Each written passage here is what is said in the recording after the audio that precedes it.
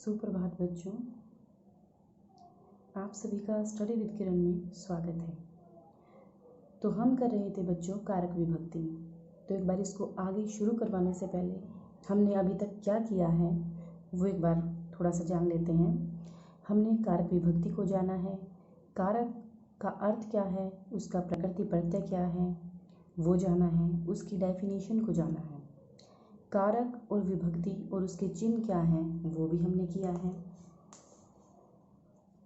कर्ता ने कर्म को करण से या के द्वारा संप्रदान, चतुर्थी विभक्ति को या के लिए, अपादान से अलग, संबंध का के की, अधिकरण में पर, संबोधन हे अरे।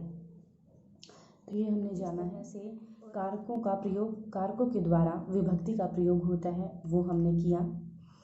आज हम करेंगे आगे कि कारक को अच्छे से हम उनका वाक्य निर्माण करके एक बार जानेंगे कि किस तरह से उनका वाक्य निर्माण होता है।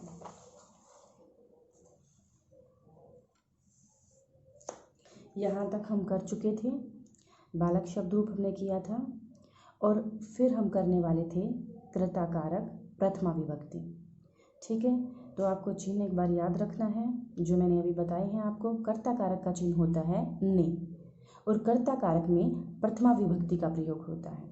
ठीक है, तो अब हम जानेंगे कि कारक की डेफिनेशन क्या है और किस तरह से हम वाक्य का निर्माण करते हैं, कारकों के द्वारा हम किस तरह से विभक्ति का प्रयोग करते हैं वो हम यहाँ पर जानेंगे। तो हम पहला जो कारक है वो कौन सा कारक है? कर्ता कारक। कर्ता कारक में प्रथमा विभक्ति का प्रयोग होता है और प्रथमा विभक्ति कौन सी होती है? बालकः, बालकौ, बालकः। जैसे बालक जो शब्द है उसकी प्रथमा विभक्ति होती है बालकः, बालकौ, बालकः, जिसका अर्थ होता है बालक ने, दो बालकों ने या सब बालकों ने। ठीक है, तो इस तरह से यहाँ पर जो कर्ता कारक है उसका चिन्ह क्या है? ने लगा हुआ है ना। तो जहाँ कर्ता कारक होगा वहाँ हम क्या करेंगे? प्रथमा विभक्ति का प्रयोग करते हैं। ठीक है, तो अभी हम यही करने वाले हैं, जो ये प्रथमा विभक्ति है ये जानने वाले हैं कि किस तरह से इससे हम वाक्य निर्माण करते हैं इसका प्रयोग करके। कर्ता कारक, वाक्य में क्रिया करने वाला संज्ञा या सर्वनाम पद कर्ता कारक कहलाता है। दोबारा देखिए, वाक्य में क्रिया करने वाला संज्ञा या सर्वनाम पद कर्ता कहलाता है। तो कर्ता किसे कहते हैं? मैंने पहले भी बताया है, कर्ता होता है बच्चों सब्जेक्ट। ठीक है, जैसे मैं ये कहूँ राम ने खाना खाया, तो किसने खाना खाया है? राम ने खाया है ना। तो राम शब्द क्या है? वो क्या है? कर्ता है, सब्जेक्ट है, क्योंकि काम करने वाला कौन है? राम है। जैसे अब आप लोग क्या है? आप लोग अब इस समय पढ़ रहे हो, है ना, तो सब्जेक्ट कौन हुआ? आप लोग हुए, है ना।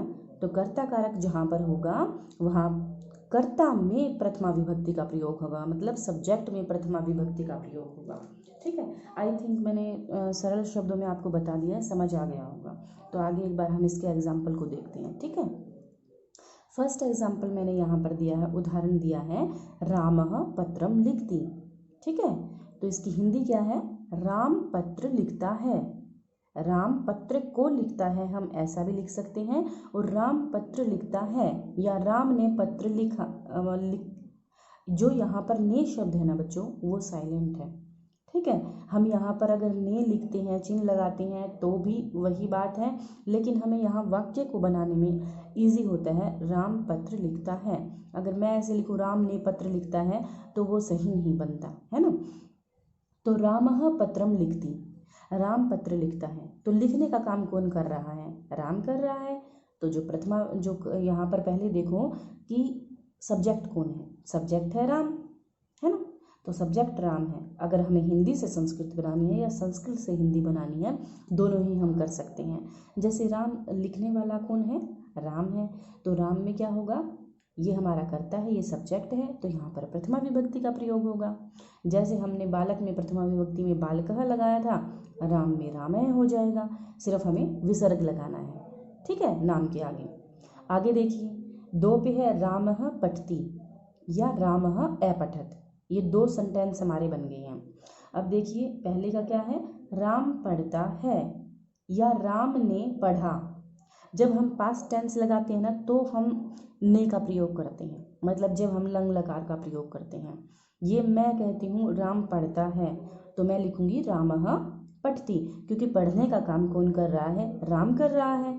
तो राम हमारा क्या है, सब्जेक्ट है, हमारा कर्ता है, तो कर्ता कारक में प्रथमा विभक्ति का प्रयोग होगा। हम सिर्फ विसर्ग लगा देंगे और हमारी प्रथमा विभक्ति बन जाएगी, रामः पठति। अगर मैं कहती हूँ राम ने पढ़ा तो रामः अपठत, राम ने पढ़ा मतलब वो पढ़ चुका, तो अपठत, अपठत होता है हमारा पास्ट टेंस। ये होता है लंग लकार प्रथम पुरुष एक वचन का, ठीक है। क्योंकि ये आपको याद रखना है, जो कर्ता है हमारा, जो सब्जेक्ट है, जिस वचन में होगा और जिस पुरुष में होगा उसी में हमारी क्रिया होगी, ठीक है। तो देखते हैं, मयूरः नृत्यन्ति, ठीक है, मोर नाचते हैं। तो ये नाचने की जो क्रिया है, जो काम है, ये कौन कर रहा है, ये मोर कर रहे हैं, और मोर नाचते हैं। इसका मतलब जो मोर हैं वो ज़्यादा है एक से, तो हम यहाँ पर बहुवचन का प्रयोग करेंगे, मयूरः। जैसे हमने लिखा था ना, बालकः बालको बालकः, बहुवचन में हमने क्या लिखा था, है तो प्रथमा विभक्ति, लेकिन जो वचन है वो हमारा बहुवचन है ना। तो यहाँ पर क्या है, मयूरः नृत्यन्ति, मोर नाचते हैं। आगे देखिए, तो अब यहाँ पर जो फोर्थ एग्जाम्पल मैंने दिया है, अहम गीतम गायामी, मैं गीत गाता हूँ। अहम गीतम गायामी, मैं गीत गाता हूँ। तो मैं के लिए हम किस शब्द का प्रयोग करते हैं, अहम। तो यहाँ पर जो मैं शब्द है वो क्या है, हमारा सब्जेक्ट है, कर्ता है। तो अहम गीतम गायामी, मैं गीत गाता हूँ। त्वम पाठम समरसि, तुम पाठ याद करते हो। तो त्वम हमारा क्या है, सब्जेक्ट है, ठीक है। आगे देखिए,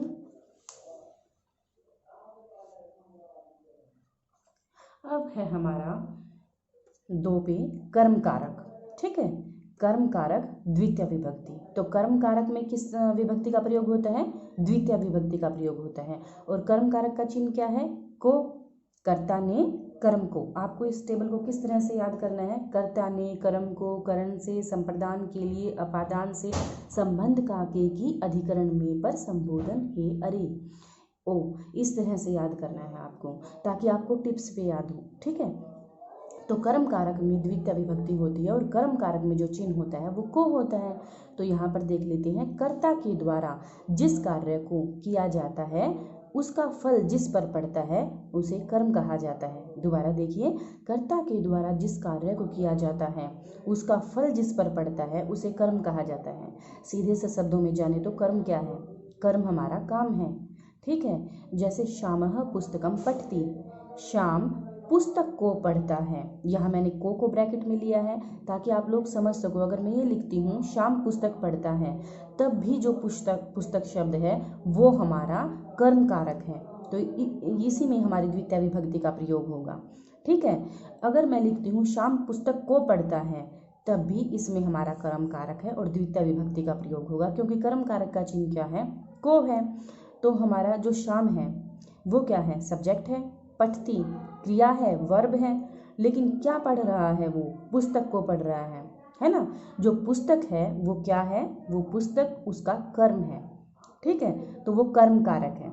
तो इसी तरह दूसरा देखिए, अहम चलचित्रम पश्यामि, अहम मतलब मैं, चलचित्रम सिनेमा मूवी, पश्यामि देखता हूँ, ठीक है। अहम के साथ में हमेशा प्रथम पुरुष का एक वचन ही आता है, जो धातु या क्रिया का जो प्रयोग होता है पश्यामि।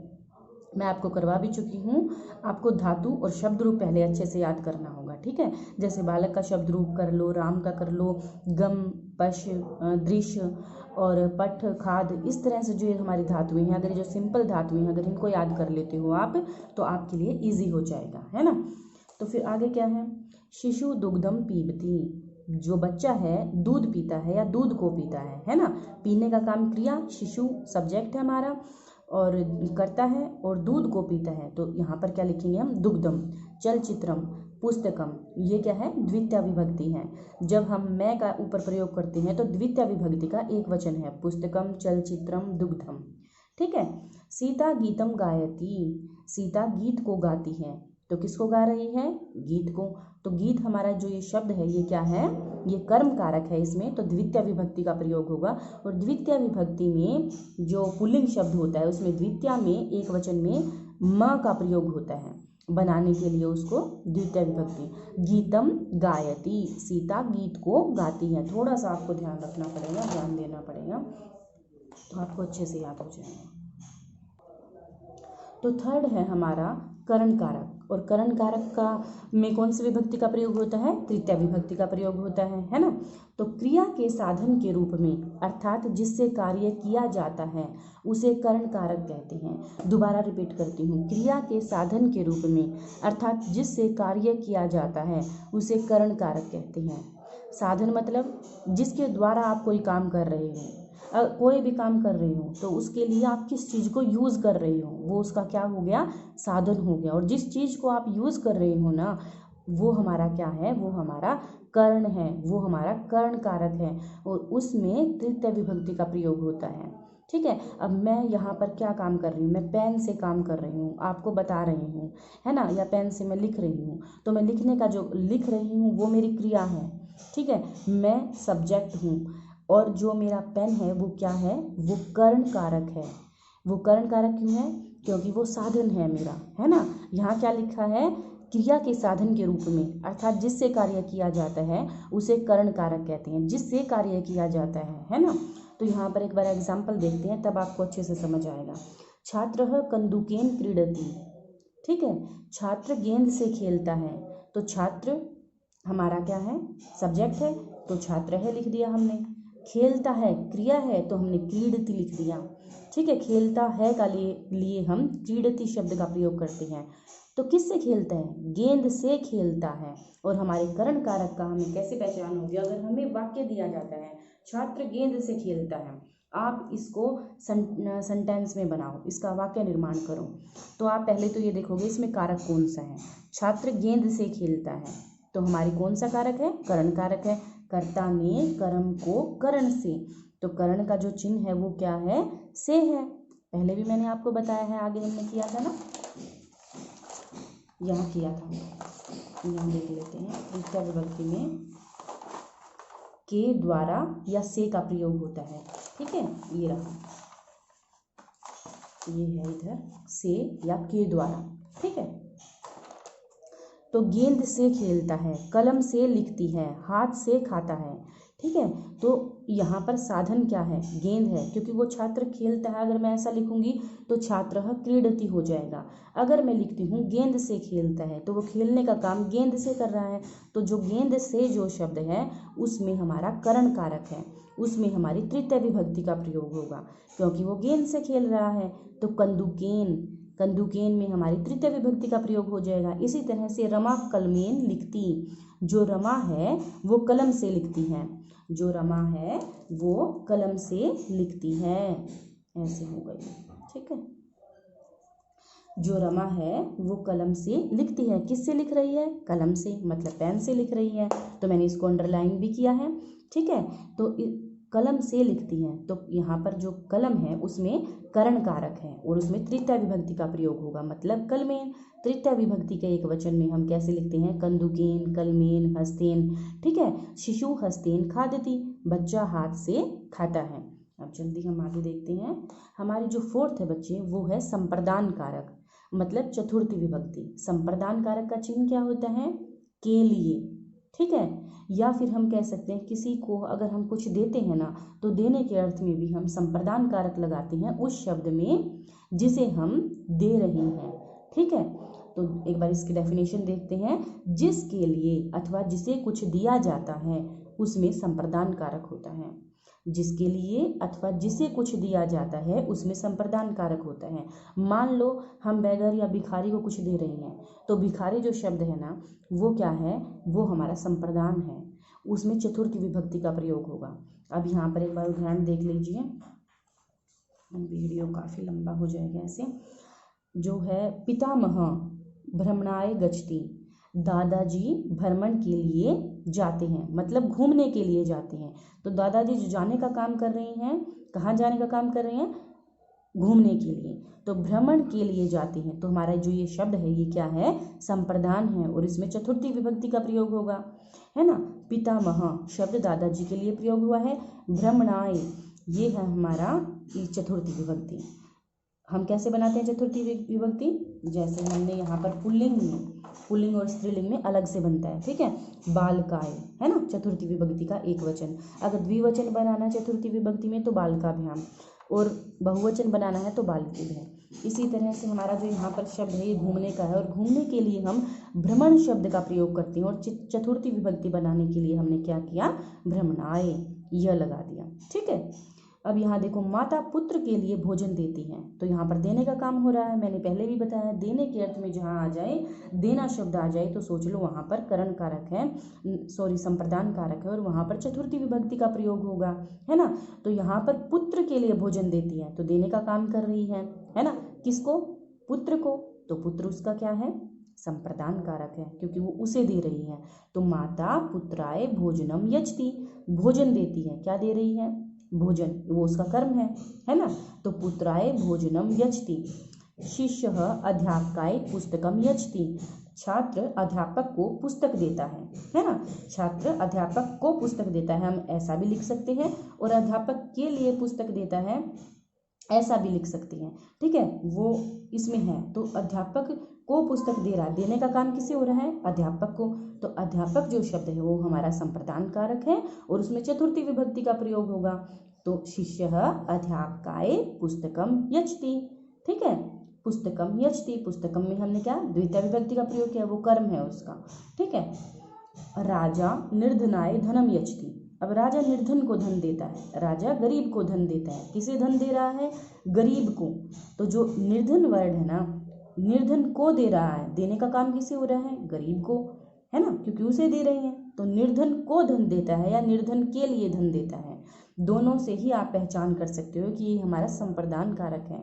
को या के लिए यहाँ पर एक ही मीनिंग है, ठीक है। तो यहाँ पर हमारा संप्रदान कारक है, हम लिखेंगे राजा निर्धनाय धनम यजति।